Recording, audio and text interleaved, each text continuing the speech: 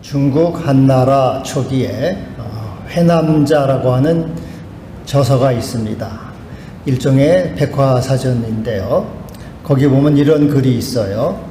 50년을 살고 보니까 49년이 후회였다.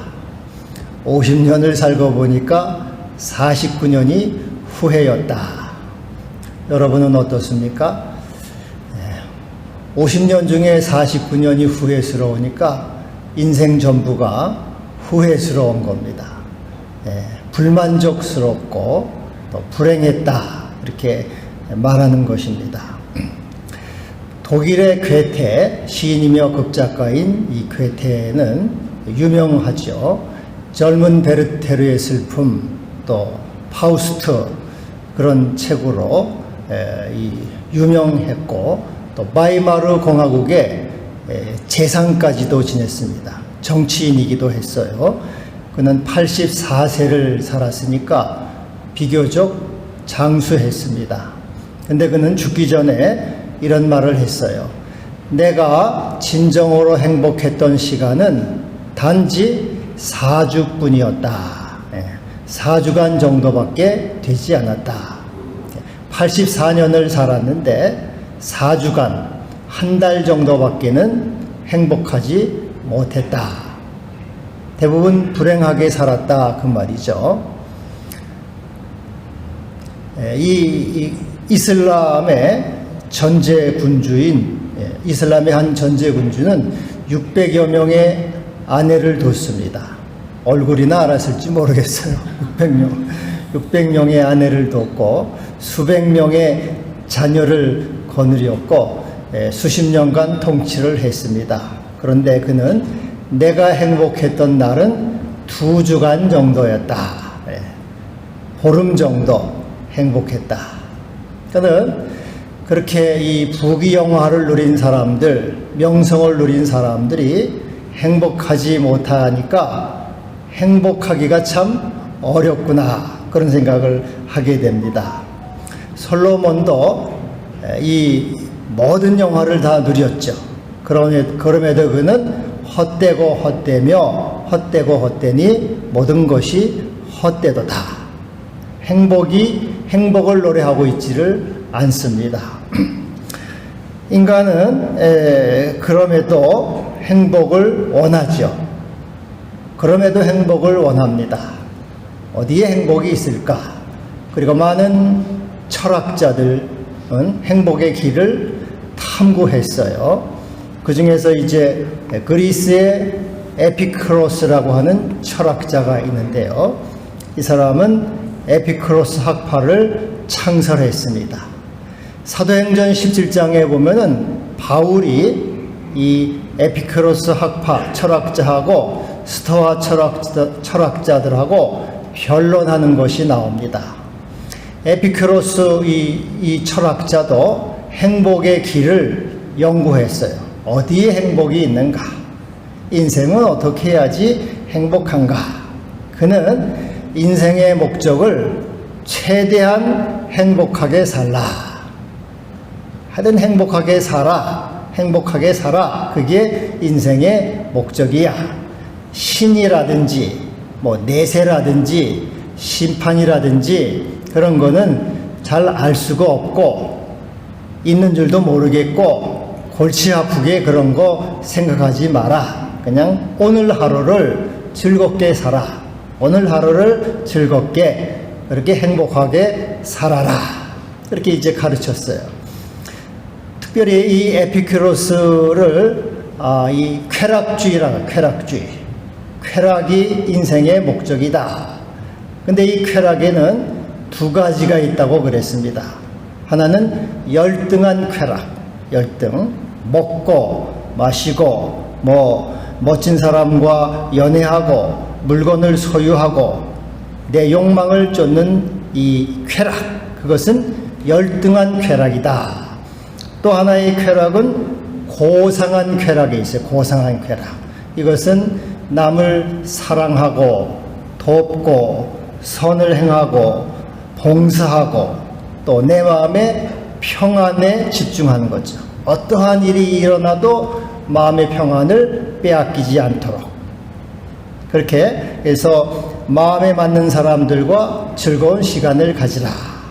한마디로 진정한 쾌락, 진정한 행복은 이것은 이제 이 고상한 쾌락, 그것이 진정한 행복이다. 이것을 위해서 살라. 이제 이렇게 에피큐로스는 가르쳤어요. 신경 쓰지 마. 즐겁게 살아. 이제 그렇게 말한 거예요. 또 스토아 철학이, 스토아 제논이라고 하는 사람이 스토아 철학에서 행복을 역시 말을 했습니다. 우주, 그는 우주를 로고스라 이렇게 말해요. 로고스. 우주는 로고스로서 질서와 조화를 지니고 있죠. 여러분, 우리 밤이 오고 낮이 오고 또 밤이 오고 낮이 오고 그렇게 봄이 오고 여름이 오고 가을이 오고 겨울이 오고 이 24절기 모든 이 우주 절기는 늘 질서와 조화가 있습니다. 한 번도 어지러워진 적이 없지요. 이와 같이 인간의 삶이라는 것도 우주와 우주의 질서와 조화에 맞춰서 살아갈 때 행복하다. 그렇게 얘기를 했습니다. 세옹지마라는 말 잘 아시죠? 세옹지마. 인간만사 세옹지마다. 중국에 세옹이라고 하는 노인이 있었는데 말이 있었잖아요. 말. 근데 말이 집을 나갔어요. 그러니까 동네 사람들이 큰 손해를 봤습니다. 안타깝습니다 하고 위로를 하니까 두고 보십시오. 또 뭐 좋은 일이 있으자 합니까? 했더니 이 말이 암말인데 순말을 한 마리 데리고 들어왔어요. 그래서 두 마리가 됐잖아요. 아, 참 축하합니다. 참 기쁘겠습니다. 두고 보세요. 또 인생이 뭔지 어떻게 될지 압니까? 그런데 아들이 있는데 아들이 말을 타다가 말에서 떨어져 가지고 다리가 부러졌잖아요. 사람들이 또 찾아와서 안 됐습니다. 참 위로를 빕니다. 걔도 인생이 모르니까 또 두고 봐야지요. 전쟁이 났잖아요. 전쟁이 났는데 아들이 불구가 되니까 전쟁에 안 나가서 목숨을 건졌어요. 그래서 인생은 돌고 도는 것이다. 인생만사 세옹지마다. 오늘은 슬픈 날인 것 같은데 그게 내일 보니까 기쁜 것이 됐고, 오늘은 불행한 것 같은데 내일은 행복이 됐으니까 인생에 너무 집착하거나 안달복달하지 말고 마음에 늘 이 우주에 밤과 낮이 있고 여름과 겨울이 있듯이 인생도 그늘이 있고 햇빛이 있고 행복이 있고 불행이 있는 것이다. 그러니 초연하게 아파테야 초연하게 집착하지 말고 살아라. 이게 이제 스토아 철학자들이 가르쳐 준 거예요. 어떤 일이 있어도 말이 한 마리 들어왔다고 또 말이 없어졌다고 다리가 부러졌다고 안달복달하고 슬퍼하고 눈물 짓고 하지 말고 인생은 다 돌아가는 거야. 다 모든 것이 다 조화를 이루는 거야. 그래서 마음의 평화를 누려라. 초연하라. 이제 그렇게 가르쳤어요. 그러니까는 이런 그 철학자들의 말은 우리에게 이 깨달음을 주고 이 깨달음을 따라 살아갈 때 행복을 누릴 수 있습니다. 그리고 마음에 정말로 그렇지 인생이 그런 거지 초연해야지 하고 도움을 받을 수가 있어요. 근데 여러분, 성경은 행복에 대해서 뭐라고 말씀하고 있을까요? 성경이 말하는 행복은 무엇일까요? 성경에도 인간은 행복할 수 있다 이렇게 말씀하고 있어요. 그리고 하나님도 우리 인생이 행복하기를 원하신다 라고 말씀하고 있습니다. 시편을 보면은 행복, 복에 대해서 많이 나옵니다. 몇 가지만 소개하면은 시 2편 12절 여호와께 피하는 사람은 복이 있다.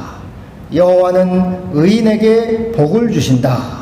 자신의 죄가 가려진 자는 복이 있다. 가난한 자를 보살피는 자에게 복이 있다. 주의 집에 사는 자가 복이 있다. 정직한 자의 후손에게 복이 있다. 여호와를 자기 하나님으로 삼는 백성은 복이 있다. 이 성경은 행복의 길이 있음을 말씀하고 있어요. 너희가 행복할 수 있어. 이렇게 하면은 행복해. 그리고 하나님도 너희들이 행복하기를 원하신다 하는 것입니다. 우리 예수님은 팔복을 말씀하셨죠. 심령이 가난한 자는 복이 있다. 애통하는 자는 복이 있다. 온유한 자는 복이 있다. 의에 줄이고 목마른 자는 복이 있다. 이건 뭡니까? 하나님도 우리 인생이 행복하기를 원하신다는 거예요. 너희가 행복하기를 나는 원한다. 땅에 충만하고 번성하라. 복을 주셨어요. 하나님 우리에게 복을 주시는 하나님, 행복을 원하시는 주님이십니다. 그래서 우리 크리스찬들이 불행하게 살고 슬프게 살고 우울하게 살고 어둡게 사는 것을 주님은 원하지 않습니다. 항상 기뻐하라. 쉬지 말고 기도하라. 범사에 감사하라. 이렇게 기뻐하며 감사하며 즐겁고 행복하게 사는 것이 하나님의 뜻이에요. 그리고 우리 인생이 그것이 우리 인생의 본분이기도 한 것입니다. 그럼 여러분, 오늘 본문에서는 우리 인생의 행복에 대해서 두 가지를 말씀하고 있습니다. 하나는 12절과 13절에 선을 행하라. 그리고 기뻐하라. 삶을 누리라. 즐기라. 하나님의 선물이다. 이렇게 말씀하고 있어요. 12절에 사람이 사는 동안에 기뻐하며 선을 행하는 것보다 더 나은 것이 없는 줄을 내가 알았다. 그러니까 네가 살아있는 동안에 선을 행하고 기뻐해.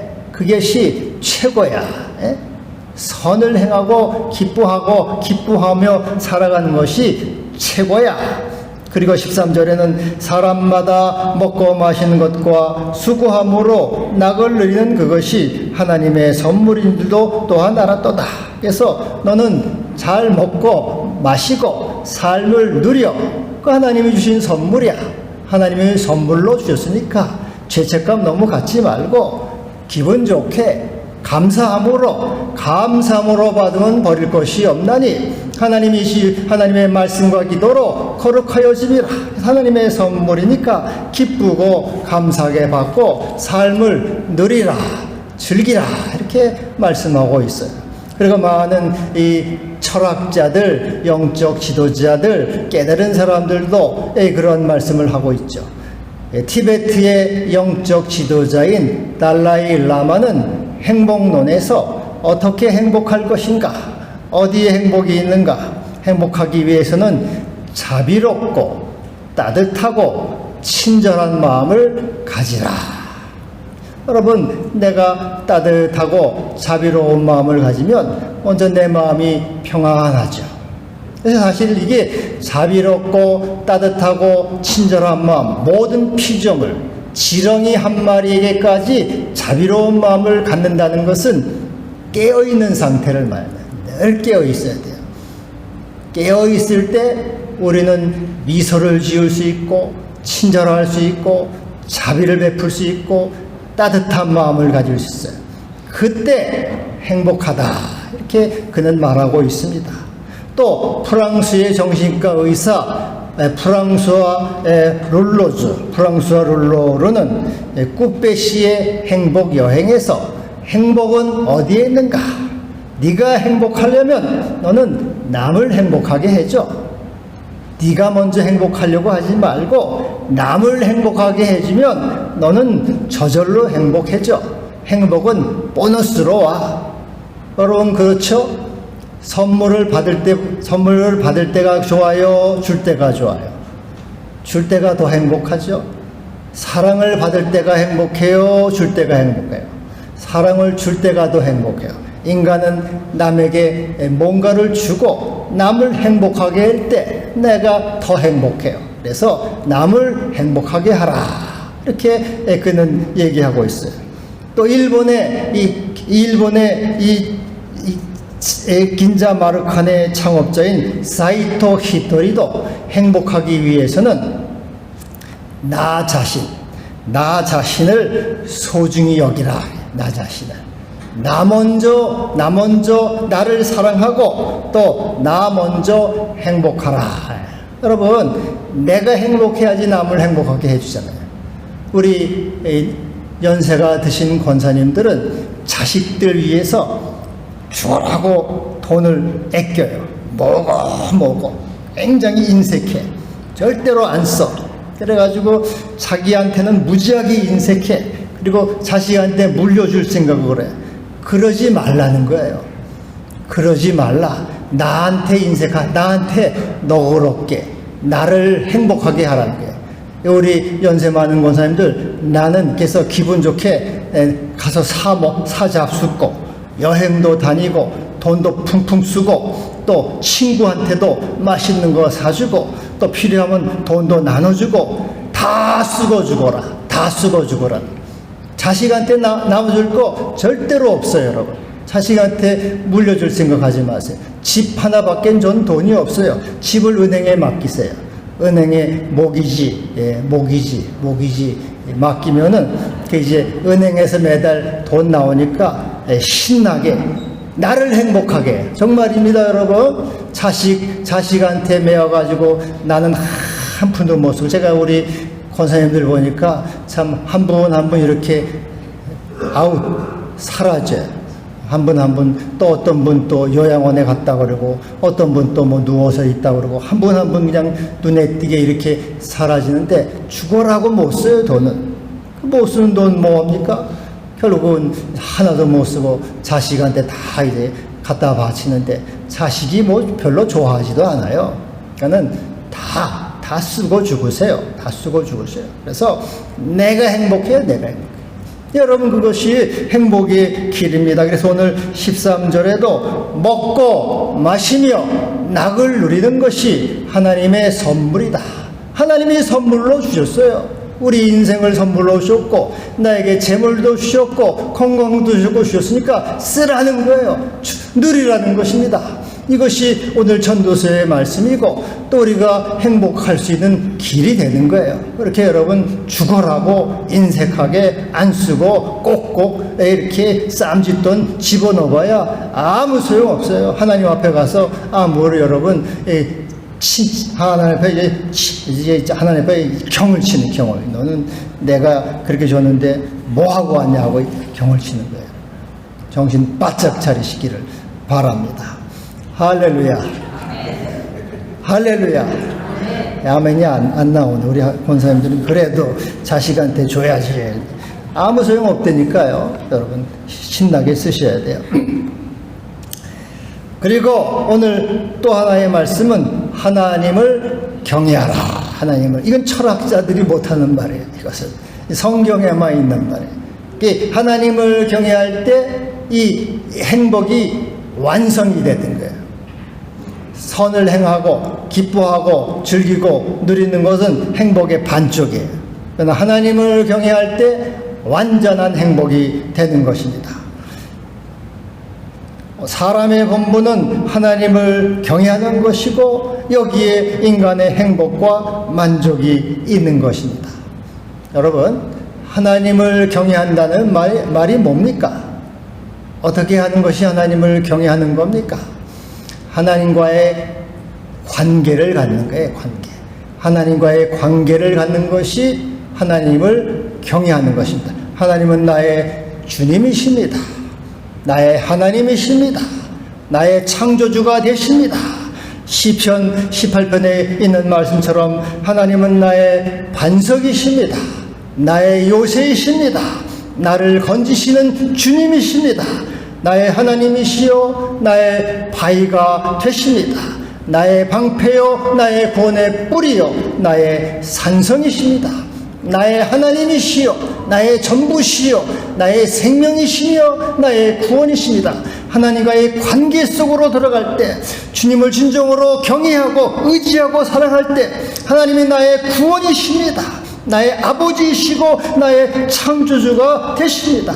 나를 지으시니요 나를 사랑하시는 이시요 나의 구원자가 되십니다. 이렇게 하나님과의 관계 속에 있을 때 그분을 경외하는 것이고 그러한 그 고백과 삶 속에 이 진정으로 하나님이 주시는 평안과 성령의 이 위로와 행복이 있게 되는 것입니다.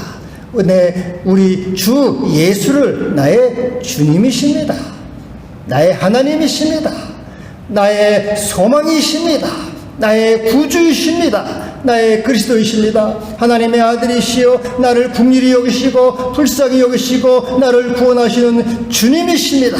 예수를 주로 고백하고 그분을 의지하고 신뢰하고 사랑하는 마음을 갖는 그 경외하는 마음 속에 주님이 하늘에 소망을 주시고 생명을 주시고 위로와 힘을 주시는 것입니다. 여러분, 행복은 조건이 아니에요. 뭘 가지면은 행복한 것이 아니고 행복은 관계에 있는 관계. 여러분, 부부도 좋은 관계에 있을 때 행복하지, 부부가 뭐 돈은 많아도 부부가 박 터지게 싸우고 맨날 대판 싸우는데 뭐가 행복합니까? 부부도 서로 사랑하고 화목해야지. 여간 채소를 먹어도 살찐 소를 먹는 것보다 여간 채소를 먹고 사랑하는 것이 행복한 것이지, 돈은 있어도 서로 미워하고 저놈 언제 죽나, 언제 내가 보험이나 타가지고 보험 들어가지고 저놈 죽기를 바라고 맨날 그러면 뭐가 행복해요? 이 관계 속에서, 부부도 관계 속, 인간관계 속에서 행복한 것을 하나님을 진정으로 사랑하고 경외하고 의지하며 나의 주님이십니다. 나의 하나님이십니다. 나의 구주가 되시고 나의 여세이십니다 하고 하나님을 진정으로 의지하고 사랑할 때 그 마음속에 진정 평화와 기쁨과 행복을 주시는 거예요. 관계 속에 행복은 조건이 아니에요. 사람들은 자꾸 조건을 따져요. 돈이 좀 있으면 행복하겠는데, 자식이 잘 되면 행복하겠는데, 건강하면 행복하겠는데, 집이 있으면 행복하겠는데, 여러분, 세상을 다 가져봐도 절대로 인간은 행복하지 않아요. 관계, 하나님을 사랑하고 그분을 경외하고 그분을 의지하고 그분의 은총이 내 영혼 속에 들어올 때 진정으로 인간은 참된 만족과 기쁨과 행복을 누리게 되는 것입니다.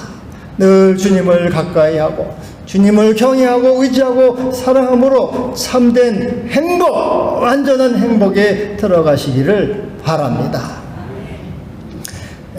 실험을 하나 했어요. 실험. 한 가지, 이 기적의 약, 사람들에게 기적의 약을 만들어 가지고 그것을 복용하게 했어요. 그러고 나서 이 뇌를 검사했더니 핑크빛, 주홍빛이 이렇게 뇌에 오렌지색의 뇌가 오렌지색을 띄었어요. 오렌지색이라는 것은 행복하다, 기쁘다, 즐겁다, 만족하다, 그런 뜻이에요. 이 기적의 약을 먹었더니 오렌지색으로 변했어요. 근데 3시간이 지나니까 파란색, 푸른색으로 변화가 됐어요. 푸른색은 슬프다, 우울하다, 불행하다, 고독하다, 그런 뜻이에요. 근데 그 기적의 약이 뭐냐? 기적의 약이 3시간짜리 약인데 술이에요. 술, 와인. 술 잡수면 어때요? 3시간 정도는 이 기분이 좋죠? 알달달하니 그냥 세상이 다 내 것 같고. 근데 3시간이 지나면 다시 우울해지고 슬퍼지고 고독해지고 공허해져요. 그리고 몸이 망가지죠. 여러분, 이 세상이 조건이 주는 행복은 일시적입니다. 잠깐이에요. 그것이 지난다면 허무와 고통이 더 크게 밀려와요. 후회가 오는 거예요. 여러분, 이 심리학에서도 이 발견을 하고 여러분도 많이 들으셨겠지만, 복권이 당첨이 되고 수백억이 돈이 와가지고 대박을 맞았다. 그러면은 평생 행복할 것 같습니까? 몇 달, 한 3달 정도가 안 돼요. 3달 정도. 내가 갑자기 수백억이 생겼다 그러면은 3달 정도 행복하대요. 그리고 그 다음엔 다시 평상시로 돌아가는, 평상시처럼 또 다시 우울하고 또 다시 슬프고 또 다시 고독하고 또 다시 불행하고, 수백억이 있지만은 옛날하고 똑같이 불행하다는 거예요. 인간은 절대로 조건 속에서는 행복하지 않은 거예요. 관계 속에서 하나님을 사랑하고 그분을 경외하고 그분이 주시는 소망이 있고 그분이 주시는 생명 속에서 행복한 거예요. 그래서 누구든지 목마르거든 내게로 와서 마시라. 나를 믿는 자는 그 배에서 생수의 강이 흘러나오리라. 주님과의 관계 속에서 주님을 의지함으로 우리 주님이 생수의 강, 은혜의 강, 생명의 강을 주심으로 그 영혼이 살아나게 하고 그 영혼이 소생함으로 참된 행복과 기쁨과 만족으로 가게 되는 것입니다. 그리고 오늘 말씀에 하나님은 우리 인간에게 영혼을 사모하는 마음을 주셨다. 영혼. 인간은 이 일시적인 세상으로는 만족이 없다는 거예요. 영혼을 사모하는 마음을 주셨기 때문에 영혼을 가져야 할 때만, 영혼을 소유할 때만 인간은 행복한 거예요. 여러분, 목이 마르면은 물을 마셔야 행복하잖아요. 만족이 있고. 배가 고프면은 밥을 먹어야지 행복하고 만족이 있어요. 사람에게 영혼을 사모하는 마음을 주셨다 하는 것은 사람은 영혼을 소유해야만 만족하다는 거예요. 영혼을 소유하지 않고서는 절대로 만족하지 않고 행복하지 않아요. 아무리 세상을 다 가져도 수백억 수천억 있어도 영혼이 없으면은 영혼을 사모하는 마음을 주셨기 때문에 그것을 소유하지 못하는 한 인간은 불행하게 된다. 불행하다. 결코 만족감이 없는 거예요. 근데 여러분, 영혼을 이렇게 사모하는 마음을 주셨다는 것은 또 무슨 뜻입니까? 나에게 욕구가 있다는 것은 욕구를 채워줄 대상이 있다는 거예요. 배가 고픔을 기독교 변증가인 C.S. 루이스는 이런 말을 했어요. 배가 고픔을 느끼는 것은 배고픔을 채워줄 음식이 있다는 것이다. 새끼 요리가 헤엄치고 싶다는 것은 물이 있다는 것이다. 성욕이 있다는 것은 성관계라는 것이 있다는 것이다. 이와 같이 욕구가 있는 것은 그것을 채워줄 대상이 있다는 거예요. 인간이 영혼을 사모하는 마음이 있다는 것은 영혼이 있다는 것을 말해요. 없는 것을 인간은 욕구하지 않는다는 거죠. 나에게 영혼을 사모하는 마음을 주셨다는 것은 영혼이 있다는 것을 말씀하시고 있기 때문에 그것을 얻어야지만 그것을 누려야지만 인간은 참된 만족이 있고 행복이 있다. 이 성경은 인간에 대한 영생, 요한복음에는 영생과 생명을 똑같은 말로 취급하고 있어요. 이 영생, 생명을 많이 말씀하고 있어요. 요한복음 3장 36절 아들을 믿는 자에게는 영생이 있다. 진실로 너에게 이르노니 믿는 자는 영생을 가졌다. 내 살을 먹고 내 피를 마시는 자는 영생을 가졌다. 내 아버지의 뜻은 아들을 보고 믿는 자마다 영생을 얻는 이것이라. 내가 그들에게 영생을 주노니 영원히 멸망하지 아니할 것이라. 또 증거는 이것이니 하나님이 우리에게 영생을 주신 것과 이 생명이 그의 아들 안에 있는 그것이라. 예수 안에 영생이 있다. 그러므로 우리 인생이 예수와의 관계 속에서 예수를 주님으로 모시고 그분을 섬기고 사랑할 때 영생 안으로 들어가고 영혼을 소유하고 그러므로 참된 생명과 만족과 기쁨을 누리게 되는 것입니다. 여러분, 예수 안에서 예수의 생명으로 참된 소망과 행복과 만족을 누리시기를 바랍니다. 나의 주님이 되시고 나의 하나님이 되시옵소서. 나의 구주가 되시옵소서. 주님을 부르고 찾을 때 주의 성령이 여러분 속에 임하셔서 그분의 영으로 채우시고 하늘의 영원한 생명으로 주시며 우리에게 끝없이 솟아나는 생수, 생명으로 채워주시게 되는 것입니다. 할렐루야.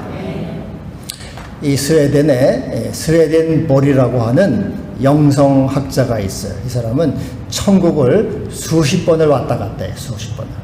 몸을 떠나가지고 천국을 수십 번을 왔다 갔다 하고 그래서 천국과 지옥이라 그런 책을 썼어요. 근데 여러분, 하늘에 있는 천사 말이죠. 천사들은 늘 기쁘고 늘 성령 충만하고 늘 빛 가운데 있는 것처럼 우리는 생각을 하는데 아니라는 거예요. 스웨덴 보리의 말은 이 천사도 이렇게 기쁠 때가 있고 밝을 때가 있고 빛 속에 있을 때가 있는데 또 어떨 때는 어두울 때가 있고 좀 우울할 때가 있고 그늘 속에 있고 또 우물한 슬픔이 약간 있을 때가 있다는 것을 천사도 이렇게 굴곡이 있다는 거예요. 놀라운 일이죠.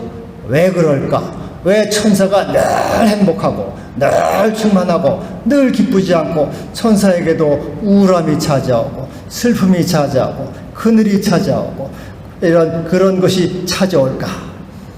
이 모든 이 인격적인 존재는 늘 똑같으면 어때요? 지루해요. 권태를 느껴요. 귀한 거를 몰라요. 늘 햇빛이 나면은 햇볕이 고마움을 몰랐죠. 그래서 하나님이 이렇게 굴곡을 주시네. 슬픔도 주시고 기쁨도 주시고 자꾸 이렇게 변화를 줌으로써 천사들이 완전한 행복, 완전한 존재가 되도록 만들어 가신다는 거예요. 놀라운 일이죠. 그래서 천국도 늘 햇볕이 충만하고 늘 성령이 충만한 것이 아니라 이렇게 굴곡이 있는 거예요. 그래서 슬플 때도 좀 오고 그늘도 있고 그렇다는 거예요. 근데 우리 여러분 육체를 가진 우리 인생이야 말해 뭐 하겠습니까?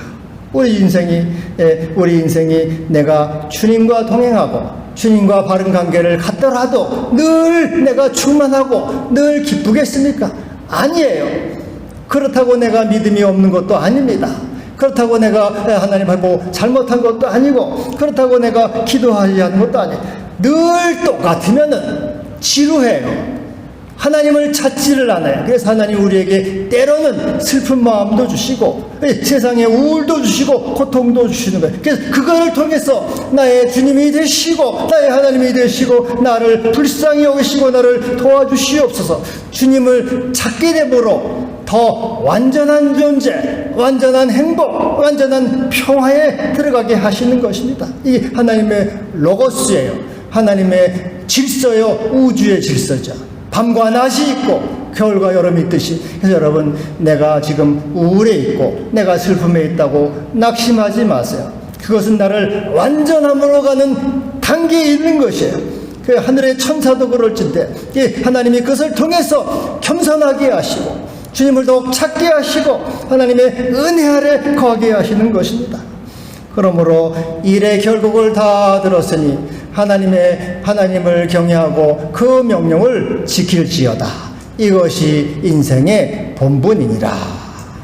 기도합시다. 주여 감사합니다. 여호와를 경외함으로 주님을 모심으로 참된 행복과 생명을 누리는 우리 모두 되게 하여 주시옵소서. 예수님의 이름으로 기도하옵나이다. 아멘.